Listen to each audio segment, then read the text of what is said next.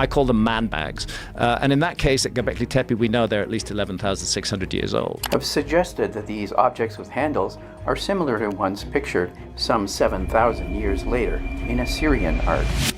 Researcher Graham Hancock called them handbags. That claim points directly to one of the strangest paradoxes in the ruins of ancient Mesopotamia. On the reliefs, held neatly in the hands of majestic divine beings, there is an object that feels completely out of place. A box-shaped form with a perfectly curved handle. A design so mechanical that it seems to belong to the modern world. It looks cold, precise, and deeply unreasonable. It marks a boundary that the technology of that age should not have been able to reach. So what, in the end, was being kept inside the bag of the gods? And how could a mystery capable of bending history lie openly in front of humanity, not hidden at all, yet still slip past scholarship for nearly 2 centuries? The name that made the bag harmless. In the ancient reliefs of Mesopotamia, this bag often appears in the hands of winged divine figures. They stand beside the sacred tree, beside the king, or within the most important ritual scenes of the palace. One hand holds an object that resembles a pine cone. The other holds a box-shaped object with a curved handle above it. The common explanation is simple enough. It is a ritual bucket or basket. It may have held sacred water, pollen, or some substance used for purification. The pine cone-like object, in the other hand, may have been a tool for sprinkling that substance onto the sacred tree, onto the king, or into the holy space around them. This interpretation makes sense because its setting is an agricultural civilization. Crops, water, trees, and ritual all played vital roles in Mesopotamian life. When a divine figure is shown holding a container beside a sacred tree, the most natural reading is a rite of fertility, blessing, or protection over the land. Nothing in that explanation directly contradicts what is already known about Assyrian religion. That very reasonableness is what made the object harmless. From the moment it was called a ritual bucket, almost no one looked at it as a question anymore. The handle became evidence that it was simply something to carry. The box-shaped body became a matter of stone carving style. The way it was held became a ritual detail. Every feature of the object was given a place inside the explanation. And once it had a place, it no longer seemed to require investigation. The name spread quickly. Archaeological reports inherited it. Museums used it on their labels. Textbooks on the art of the ancient Near East repeated it. After 4 generations of scholars, almost no one felt the need to reopen the case of an object that already had a clear name and a clear function. The bag did not need to be hidden. It only needed to be given a name familiar enough to make it seem ordinary. And from that moment, the thing carved directly into the stone became an object almost no one felt the need to examine closely. Once an object has been treated as normal, its most abnormal details are often the first things to disappear. A basket that is not soft like a basket. The first abnormal detail lies in the shape of the object itself. A real basket never holds a perfectly absolute form. Whether woven from reeds, made from wicker, or stitched from leather, organic material always responds to gravity. The base bulges under the weight of whatever is inside. The sides do not remain perfectly parallel when lifted. A woven or leather handle tightens under strain and cannot preserve a perfect half circle. This is not a rule of archaeology. It is basic physics, applying to every soft container, in every culture, across every age. On the Nimrud reliefs, the object does not behave that way. Its body is carved with 4 straight edges. The base is completely flat, with no sign of swelling. The corners are almost square. The handle is separated from the body, like a component attached on its own, rather than a strip of soft material bending under weight. There are no folds, no sagging, no distortion caused by the contents inside. The whole object is shown as if it keeps its shape intact even while being held in one hand. If this feature appeared on only one relief, it could be dismissed as the stylization of a single artisan. But it does not appear only once. The same rigid box form is repeated across many stone panels in the same palace. The ratio between height and width remains almost unchanged from one relief to another, across decades and across successive Assyrian reigns. The artisans could carve the upkalu with many variations. They could alter the details of the wings and robes. They could adjust the position of the head. They could change the folds of royal garments. But the object in their hands remains fixed in the same rigid box form with the same basic proportions. This is where the explanation begins to strain. If the object were only an ordinary ritual bucket, the artisans would have had no reason to be this consistent. A real bucket would vary.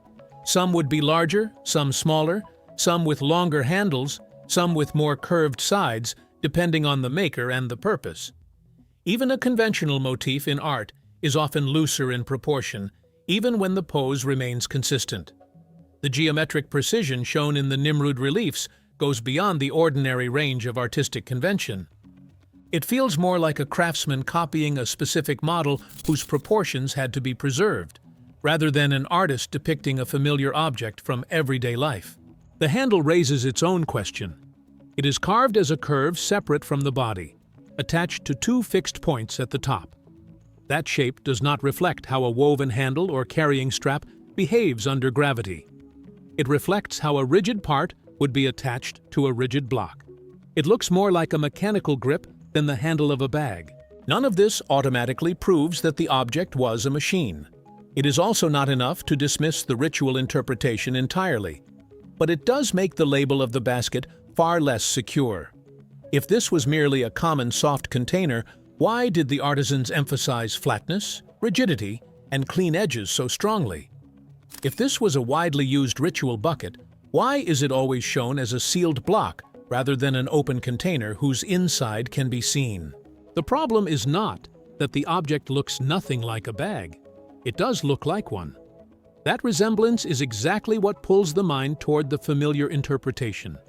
But when it is observed long enough, the shape begins to behave less like a soft object and more like something else.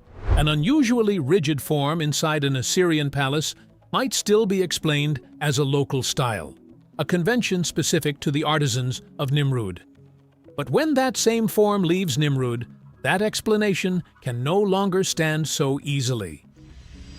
The shape leaves Nimrud. About 1,000 miles northwest of Nimrud, in the highlands of southeastern Turkey, lies the site of Göbekli Tepe. This is a megalithic stone temple complex dated to roughly 11,500 years ago. That number reaches far back before historical Mesopotamia, far back before writing, far back before many of the first cities were usually treated as the beginning of civilization. The communities that built it are generally understood to have been hunter-gatherer groups. There was no widespread agriculture, no pottery, nothing resembling a society capable of maintaining artistic conventions across generations in the way later empires could. On Pillar 43 at this site, near the top of the stone slab, there are 3 clear carvings. They have box-shaped bodies, flat bases, and curved handles arching over them. The ratio between the body and the handle is close to what would appear again on the Nimrud reliefs 9,000 years later. This is not the same object drawn by the same artist. That much is obvious. But it is the same basic visual configuration, a rigid container with a curved handle, placed in the highest symbolic position on the stone. The time gap between Göbekli Tepe and Nimrud needs to be understood properly. It is longer than the distance from Nimrud to the present day.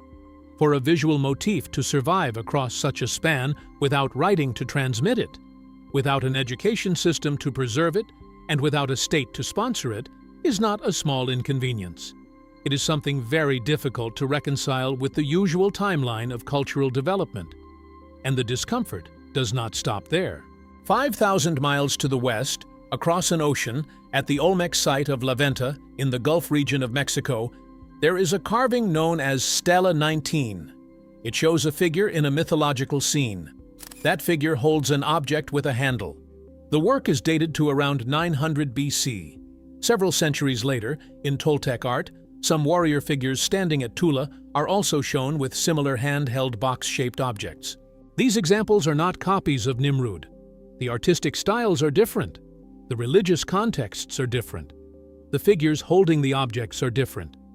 But the basic configuration is close enough to be difficult to ignore. A handled container held by a sacred figure in a scene connected with power, ritual, or knowledge. The question here is not whether the Olmec once traveled to Nimrud, nor is it whether the Assyrians crossed the Atlantic to Mexico. The geographic and chronological distances make such scenarios implausible. The question is why such a specific visual configuration would appear independently in cultures with no known connection, and why it so often appears in the most symbolically charged position within the scene. The standard explanation calls this convergent evolution. Different cultures can independently invent a container with a handle because it is a natural design for carrying things. At the basic level, this argument makes sense. A handle attached to a container is a reasonable solution to a universal human need, but it becomes weaker when applied to this specific case. The design being repeated is not a soft strap attached to a sack, nor is it a round basket with a carrying cord. It is a rigid box body with straight edges and a flat base, combined with a fixed half-circle handle above it. This is a very particular configuration. If each culture truly developed the form independently, the expected result would be diversity. A round basket in one place, an open-topped vessel in another, a flexible carrying strap instead of a rigid handle. That is exactly what archaeology shows when ancient everyday objects are compared across different cultures. But what appears at Göbekli Tepe, Nimrud, and La Venta is not that diverse. It is the same specific design repeated across 5,000 miles and 12,000 years. Convergent evolution can explain the general idea of a handled object. It does not explain why the body is so often a rigid box, why the handle is so often a half circle, or why its symbolic position is so often among the most important elements of the artwork. Weaker echoes of the same motif appear in cultures even farther apart. In Maori tradition in New Zealand, the deity Tane is said to have brought down 3 kete, 3 containers, holding sacred knowledge from the heavens to humankind. In Egyptian hieroglyphic writing, box-like forms with handles appear in symbolic positions. These cases should not be treated as proof of the same design. They are echoes of a wider motif. The container as a holder of life, power, or knowledge, passed from the sacred world into the human world. What matters here is not an extreme conclusion about a single origin. There is no need to claim that a prehistoric civilization taught the design to everyone. There is no need to place extraterrestrials into the story. What matters is simply the inconvenience of the shape. If the object was only an ordinary basket, why does it appear so often in such serious symbolic positions, across such vast distances of time and space? This is the point where the story should have forced specialists to pause and look again from the beginning. But that did not happen. When a shape appears often enough to become uncomfortable, the natural response of the human mind is not always deeper investigation. Often it does the opposite. The brain does not look, it recognizes. The human brain does not work like a neutral camera.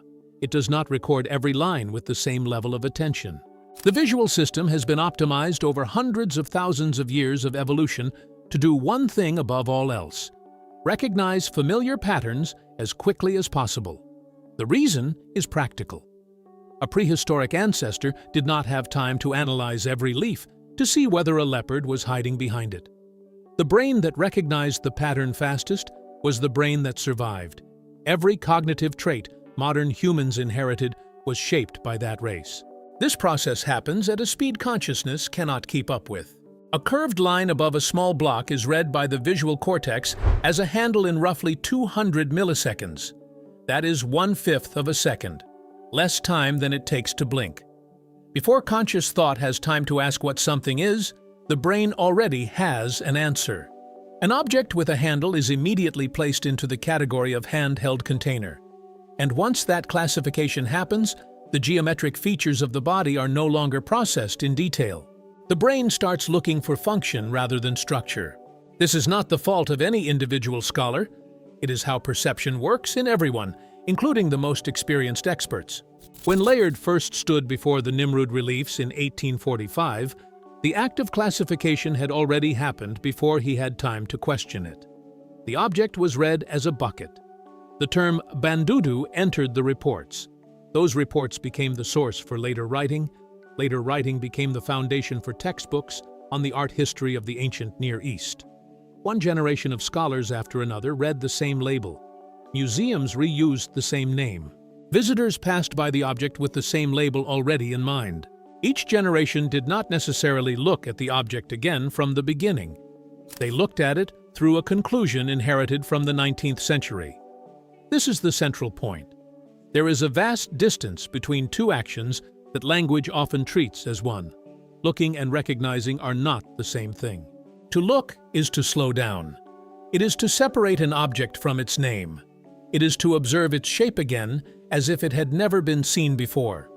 To recognize is to let the name decide what deserves attention. Looking requires energy. Recognizing is an automatic reflex. In everyday life, recognition is good enough. No one needs to examine the teapot every morning to confirm that it is still a teapot. But in archaeology, when facing an object from a culture that vanished 3,000 years ago, recognition can be dangerous. With the handbag of the gods, it is very possible that humanity recognized too quickly. The handle made the object familiar before its body had time to become suspicious. 4 straight sides, a flat base, unusual geometric rigidity, repetition across cultures separated by oceans and millennia. All of this was pushed into the background of perception because the label handheld container had already been attached in the first second. This mechanism also explains something else: why no conspiracy is needed to create a silence that lasts. An object can be ignored not because it is hidden, but because it is classified too early. It can still appear in academic journals. It can still sit in museum collections. It can still be photographed, displayed, and explained during guided tours. The physical evidence never left human sight. What left human sight was the ability to question it again. This is a particularly difficult kind of silence to break. A conspiracy can be exposed when secret documents emerge. A cover-up can be broken when a witness speaks. A state secret can be declassified, but a mistake in classification has no secret file and no witness. It only has a label inherited across generations until no one remembers who attached it first or why. There is no locked door to open, no hidden archive to reveal. Only a habit of seeing that has become invisible because it has become the default. This is why the mystery of the handbag of the gods cannot be solved simply by investigating more reliefs. The evidence has already been seen enough. What has not been done is to stop and ask why the eyes have looked at it for a century and a half without truly seeing it. When a name can control how the brain sees, the true shape of the object begins to matter more than the function assigned to it.